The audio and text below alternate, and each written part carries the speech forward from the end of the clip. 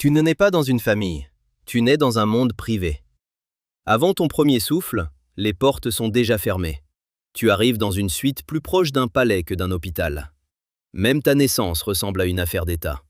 Autour de toi, tout est calme, propre, précieux.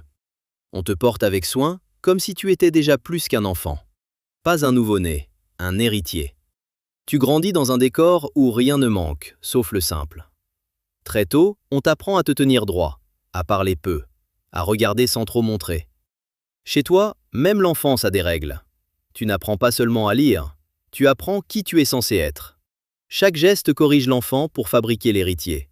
Chaque silence t'enseigne le poids des mots. Chaque regard qu'on pose sur toi te rappelle ce qu'on attend.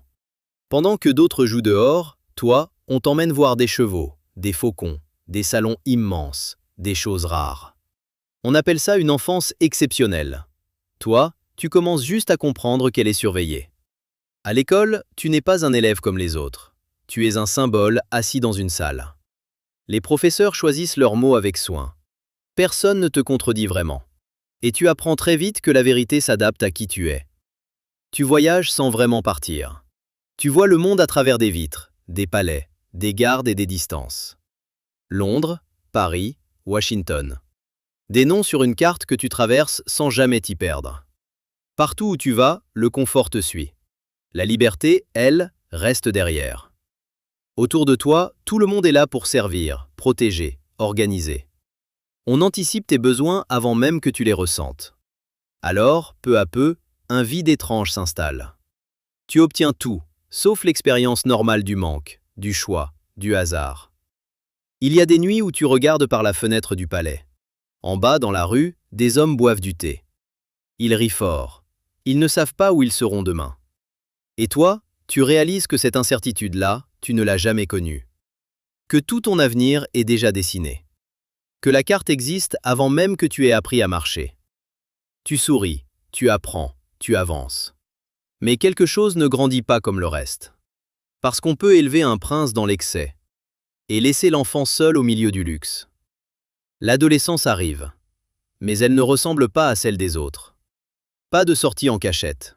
Pas de premiers émois maladroits dans une rue anonyme. Pas d'erreur sans conséquence. Chaque pas est observé. Chaque mot peut devenir une nouvelle. Tu grandis sous des regards qui ne te voient pas vraiment. Ils voient ce que tu représentes. Un jour, on te dit que tu seras celui qui continuera. Pas comme une question, comme une évidence. Comme si on t'apprenait la couleur du ciel. Tu hoches la tête, tu ne dis rien. Mais quelque part en toi, une voix très petite demande « Et si j'avais voulu autre chose ?» Un jour, tu comprends que ta vie a toujours été préparée pour toi. Les couloirs, les vêtements, les gestes, les rencontres, les silences. Même ton avenir semble déjà signé avant d'avoir été choisi. Et c'est là que le vrai manque apparaît. Pas celui de l'argent, pas celui du confort. Le manque d'une vie ordinaire.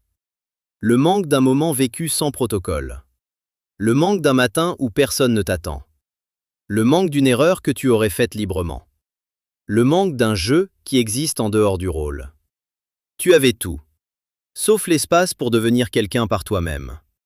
Sauf le droit de ne pas savoir. Sauf la chance de te perdre un peu, pour mieux te trouver.